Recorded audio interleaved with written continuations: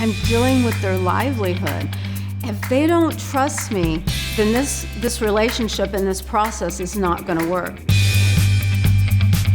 I want to pay attention to not just the person's business, but what their global goals are and their vision for their own life. Getting to know your client, really doing an assessment at the beginning of the project and asking the questions of where are you?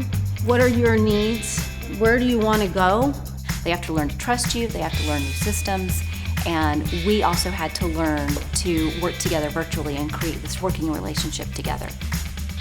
Chris looked at me and said, well, you're so much more than a bookkeeper. This is so much more. This is what I need. I need all this. Us accountants being experts in the products that we deliver, that strengthens this relationship, and it says that, am I a partner that they can give up? Absolutely not. Can we create meaningful reports and meaningful dashboards to our clients so that all of this stuff over here finally makes sense and they can make really great business decisions based on the dashboard? We're able to translate all the historical information that we've transacted as bookkeepers into real-time data that can be used to help them make business decisions.